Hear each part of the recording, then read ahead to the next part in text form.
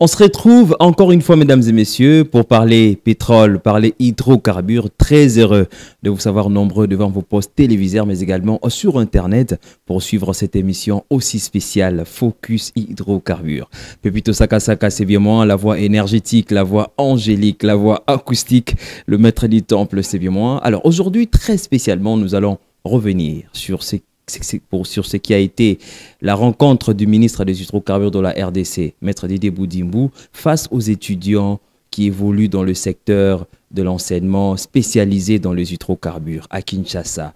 Il y a eu les étudiants de l'université de Kinshasa, UNIKIN, les étudiants de l'université franco-américaine UFA en sigle, mais également les étudiants de l'IPG. Ils ont répondu présents à cette rencontre, c'était le 23 mai.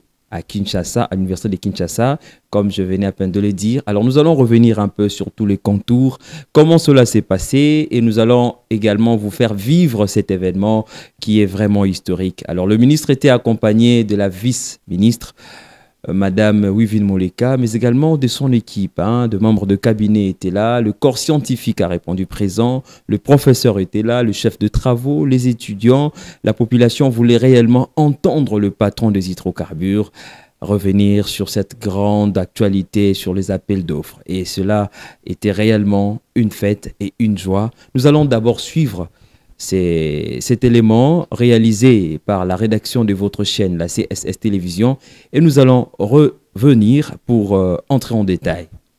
C'est pour une première dans l'histoire du secteur des hydrocarbures en RDC qu'un ministre de la tutelle soit face aux étudiants pour échange scientifique. C'est ce qui a été fait ce mardi 23 mai 2023 à la colline Inspirée, où le ministre des hydrocarbures Didier Boudimbo, accompagné de sa vice-ministre Wivine Moleka, était face aux étudiants de l'université et instituts supérieurs organisant la formation pétrolière, entre autres l'université de Kinshasa, Institut Pétrole et Gaz, ainsi que l'université franco-américaine. À travers cette rencontre, le patron des hydrocarbures, Didier Boudimbo, a apporté un éclairage sur des zones d'ombre et des réponses aux nombreuses préoccupations soulevées par les étudiants du secteur pétrolier concernant la question du processus d'appel d'offres de 27 blocs pétroliers et 3 blocs gaziers et son impact socio-économique en République démocratique du Congo. Et nous savons tous que pour rebâtir ce pays, et surtout dans le secteur des hydrocarbures, nous avons besoin de la compétence au niveau national.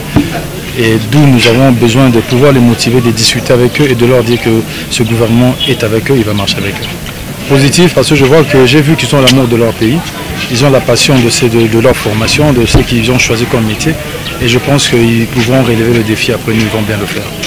Très satisfaits de cet échange, les participants ont livré leurs impressions quant à ce.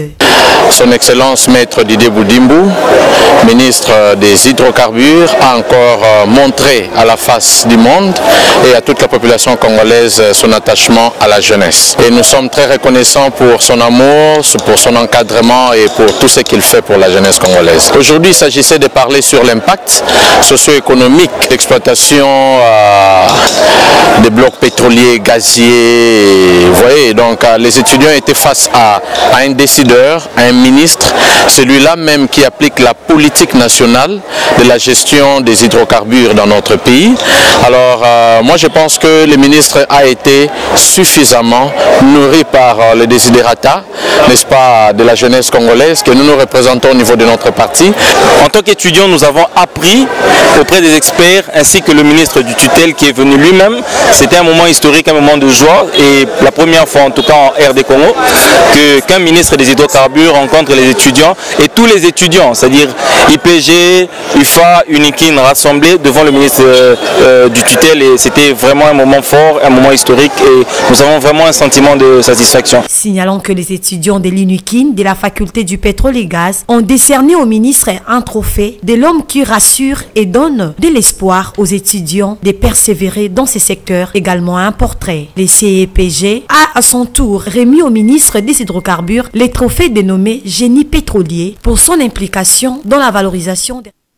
Alors, ce de la joie, c'était historique, c'était un moment inoubliable qui restera gravé dans les annales du secteur des hydrocarbures de la RDC. Pour une première fois, le ministre des hydrocarbures va à la rencontre des étudiants, va au temple du savoir pour parler avec les scientifiques. Parce que vous le savez, le pétrole, c'est aussi un domaine qui nécessite de la technique, qui nécessite de la connaissance. Et c'était important pour le ministre d'aller échanger avec les étudiants, rencontrer, parler avec eux, les rassurer. Et c'est ce qui a été fait. Alors, pendant que la régie nous propose quelques éléments non communs, nous allons revenir un peu sur différents sujets qui ont été abordés. Après l'hymne national, bien sûr, le ministre est entré, était dans la salle, vice-ministre et les membres du cabinet. Il y avait différents sujets qui ont été abordés. Le tout premier sujet a été abordé par le professeur docteur ingénieur Diemou Chiband, doyen de la faculté pétrole-gaz énergie nouvelle de l'UNIKIN. Le professeur Diemou est revenu sur ces sujets très importants. Quelle potentialité pétrolière attend-on de nos différents bassins sédimentaires? Le prof Diemou est revenu là-dessus. Il nous a expliqué que la RDC a du potentiel qui mérite être valorisé, qui mérite être considéré pour qu'enfin notre pays se retrouve aussi parmi les grands pays producteurs du pétrole. Nous sommes en train de voir ce qui a été cette ambiance.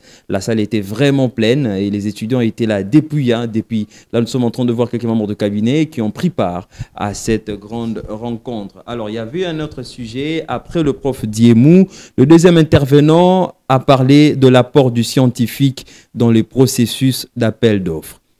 Les scientifiques ont aussi son rôle à jouer dans cette affaire. Alors, cela a été exposé par le prof docteur ingénieur Dominique Wechondo Osomba. Alors, lorsqu'il venait, c'était pratiquement sous l'acclamation de la foule. Et c'était la foule qui l'appelait expert parce qu'on reconnaît de lui cette touche. On reconnaît de lui quelqu'un qui est très engagé dans la formation pétrolière. Avant de continuer avec les différents sujets qui ont été abordés, je vous laisse également suivre en détail ces noms communs. Et puis, nous allons continuer. Et nous savons tous que pour rebâtir ce pays, et surtout dans le secteur des hydrocarbures, nous avons besoin de la compétence au niveau national. Et d'où nous avons besoin de pouvoir les motiver, de discuter avec eux et de leur dire que ce gouvernement est avec eux, il va marcher avec eux. Positif parce que je vois que j'ai vu qu'ils ont l'amour de leur pays. Ils ont la passion de leur formation, de ce qu'ils ont choisi comme métier. Et je pense qu'ils pourront relever le défi après, ils vont bien le faire. C'était une réaction, en tout cas, très spontanée d'abord. Une réaction pas trop... Vous savez qu'en venant à l'université...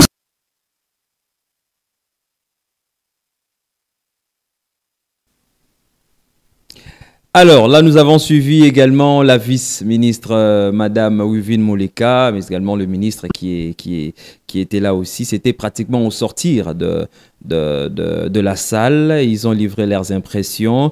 Et il y avait un autre sujet qui a été abordé par le professeur ingénieur Nixon. Il est le PCA de l'Institut du pétrole et du gaz. L'IPG aussi a été représenté valablement.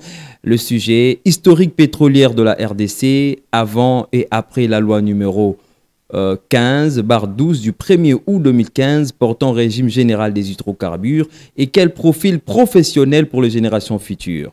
Professeur ingénieur Nixon, expert PCA de l'Institut du pétrole et du gaz, est revenu là-dessus. Il a expliqué les différents profils que les étudiants doivent développer pour qu'enfin qu'ils soient réellement importants dans ce secteur. Alors, ce qui était très important, il est revenu sur ces principes, le savoir, les savoir-être et les savoir-faire.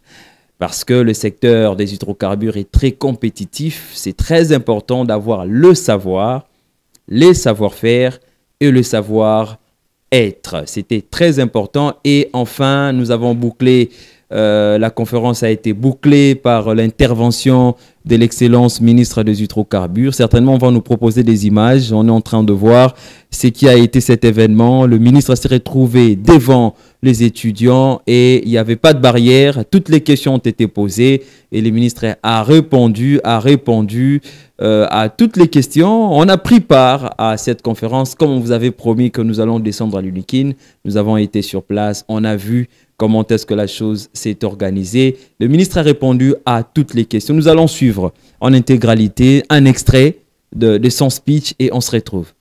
Passé après le doyen Diemou, le prof Wechondo et l'ingénieur Nixon, mais qui ont pratiquement peut-être toute la matière qui était prévue. Donc on va se parler franchement et directement.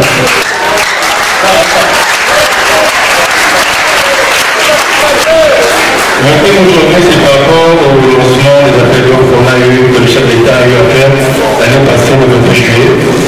Mais à part ça, déjà, j'aimerais d'abord parler tant que camarade. Il y a beaucoup qui m'ont beaucoup de la télévision, mais qui ne me connaissent pas, donc je dois un peu essayer de vous dire qui je suis réellement. Mon nom, c'est M. Martin Kourou-Toubonga, mon prénom, c'est Didier. Je suis né le 17 décembre 1977, pour cette fête si on veut.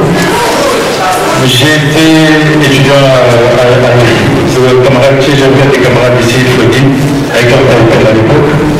Donc on a commencé là et nous connaissons la réalité. Et moi personnellement, quand j'ai commencé l'exercice, je faisais le temps de mon père et ce n'était pas facile. C'était parmi les moments les plus difficiles de ma vie parce que pendant la pause, il fallait manger et j'avais pas de quoi m'acheter un petit poisson. Et je voyais d'autres qui avaient leur à côté, qui pouvaient jouer. C'était pas facile. Mais on s'est battu, on a fait le déplacement qu'on avait à faire pour essayer de trouver les moyens pour pouvoir finir ses études. Donc déjà, pour vous dire que j'ai eu mon diplôme d'État en 1997, mais j'ai eu ma licence en 2018. J'essaie d'avoir l'écart. Ça m'a pris pratiquement 21 ans pour répondre de la filière des études pour essayer de me stabiliser et d'essayer d'aller de l'avant.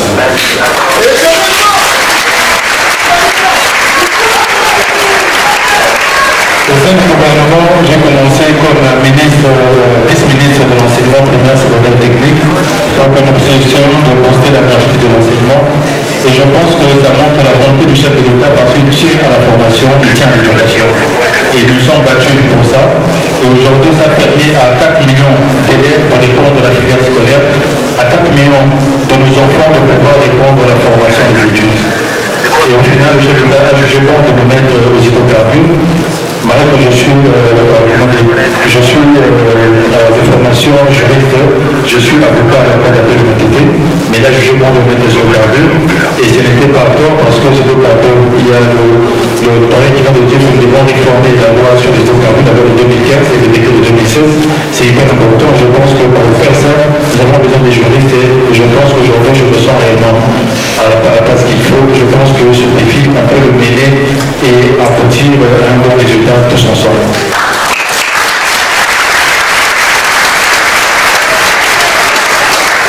Nous sommes arrivés dans ce secteur, je ne dirais pas qu'il était endormi, mais il était sécurité.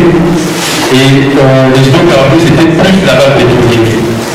Tout le monde parlait de produits finis. Tout le monde, alors que oui, parler de produits finis, c'est bien. Mais économiquement, de quoi nous avons besoin? Je pense que nous avons besoin de la base pétrolière. Parce que si nous regardons tout ce que nous avons comme bassin sédimentaire, que ce soit ici au Congo ou dans tous les pays qui nous avoisinent, le Congo-7 est là. Le bassin que nous avons n'est pas différent de ceux de la Guinée ou de ceux de l'Angola. En Angola, ils produisent plus de 1 400 000 barils jour. Mais au Congo, nous sommes toujours entre 24 000 barils jour. Et ça ne change pas. Et c'est quelque chose qui est quand même assez grave. Parce que c'est de voir l'écart entre 24 000 et 1 400 000, 1 600 000. Pourquoi pas nous? Est-ce que c'est que nous avons en termes de richesse, en termes d'hydrocarbures, il faut que ça reste comme ornement? Il faut que nous en parlons potentiellement riches sans pouvoir l'exploiter. Alors qu'est-ce qu'on a décidé? On a décidé d'aller droit au but et de faire ce qu'il fallait faire. Ce qu'il fallait faire, il fallait d'abord commencer par respecter la loi, lancer les appels d'offres. Parce que la loi du 1er août 2015, là-bas, la loi 012 la loi 015 par 012 du 1er août 2015 nous oblige à faire des appels d'offres avant de pouvoir commencer l'exploitation et l'exploitation par rapport au bloc. C'est ce que nous avons fait, c'est ce que le chef d'État a eu à faire. Aujourd'hui, nous avons pu avancer dans ces appels d'offres. Sur les 3 blocs gaziers, par rapport au gaz méthane de Dakivu, nous avons déjà pu avoir 3 acquéreurs, 2 sociétés américaines et 1 canadienne. Nous avons fait ces appels d'offres dans toute la transparence possible. Les déploiements étant de la RTNC, nous avons mené des enquêtes par rapport à la capacité financière et technique par rapport à la société. Il y a eu des équipes qui sont rendues au Canada pour pouvoir s'imprégner réellement des capacités de ces sociétés. Et aux États-Unis, les résultats sont venus. Et nous avons fait que l'équipe qui s'occupe des appels d'offres pour avoir une certaine indépendance. Au jour d'aujourd'hui, et ce sondage, nous sommes en train de discuter pour pouvoir aboutir à un CPP. Donc un contrat de partage de production, je pense que tous les gens qui sont là savent ce que ça veut dire.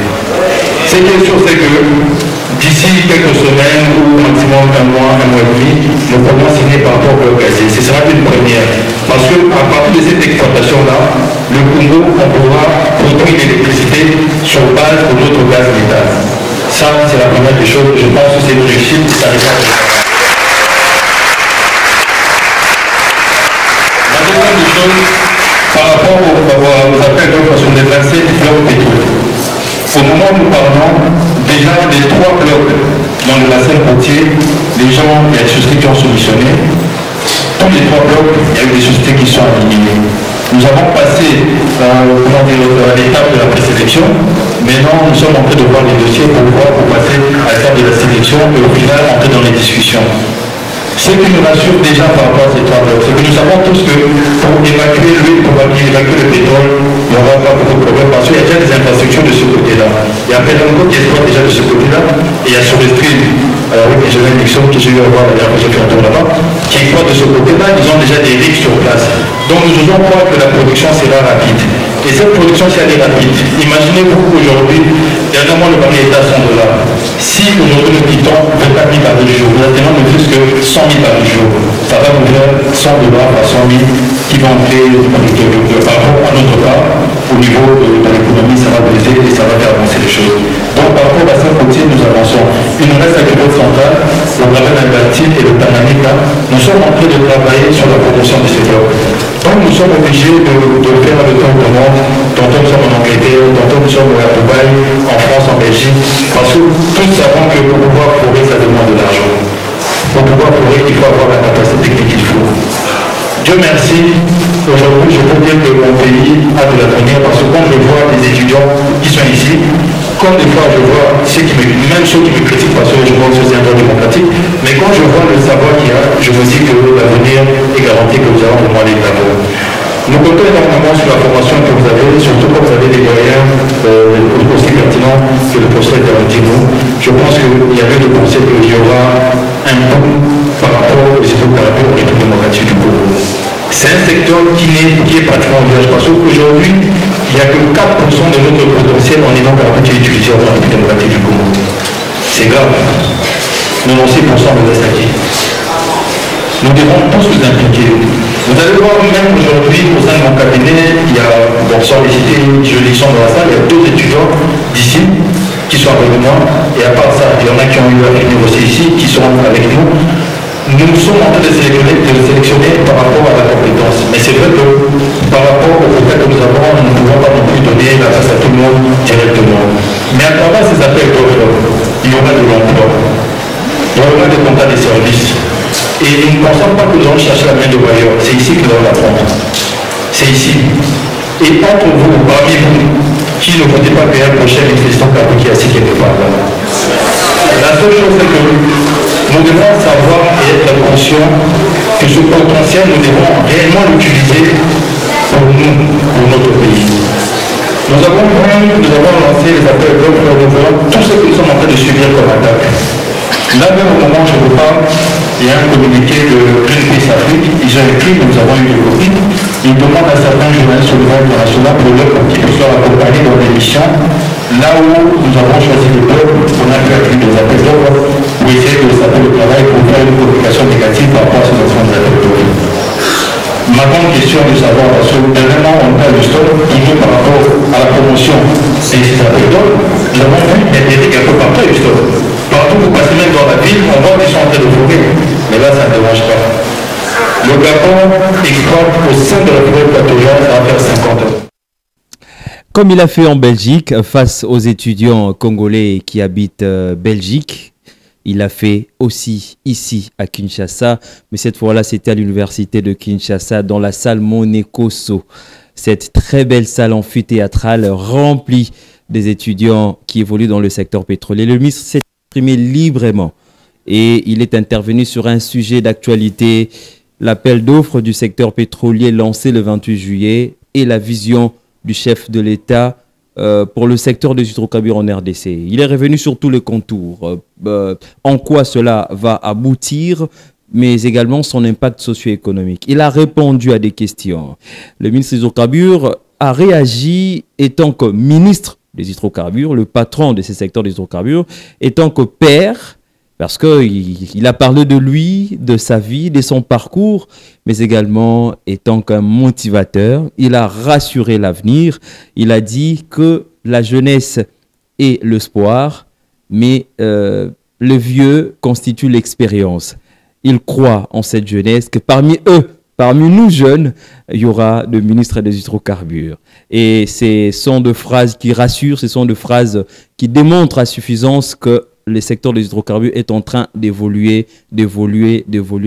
C'était vraiment un événement à ne pas manquer. C'était un événement historique. Nous espérons que ça sera le cas parce que les étudiants souhaitent garder des échanges régulièrement avec le ministre des hydrocarbures. Voilà pourquoi ils ont bien voulu marquer ces temps en offrant au ministre le trophée baptisé génie pétrolier suite à son implication dans ces secteurs. Ils ont encore ajouté un autre trophée, mais également le portrait. Alors, c'était comme ça. Cette activité s'est passée dans une ambiance qu'on ne pouvait pas imaginer.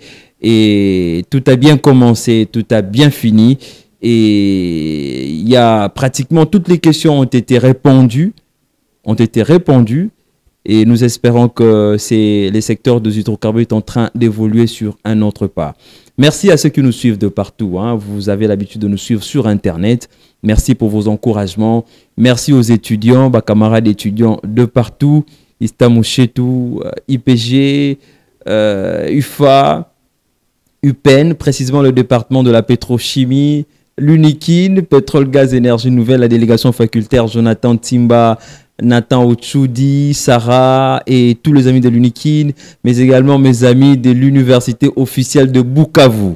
Les amis de Bukavu étaient aussi, ils ont réagi sur Internet. Les amis de Goma, université de Goma, Inigom, les amis de Mbujimaï, nous sommes des cœurs avec vous. Nous allons parler pétrole, rien que le pétrole, pour que notre pays avance, pour que notre pays se développe. Alors nous disons aussi un grand merci aux organisateurs de cet événement. Un grand merci à celui qu'on appelle le cœur Mouchipai qui a travaillé d'arrache-pied pour que cet événement se passe dans de très bonnes conditions. Un grand merci à tous ceux et celles qui ont participé, des étudiants, tous ceux qui ont travaillé, les héros dans l'ombre. C'était vraiment une réussite. Alors quant à moi, on se retrouve la semaine prochaine avec de l'espoir, de la force, mais surtout de l'énergie. Au revoir.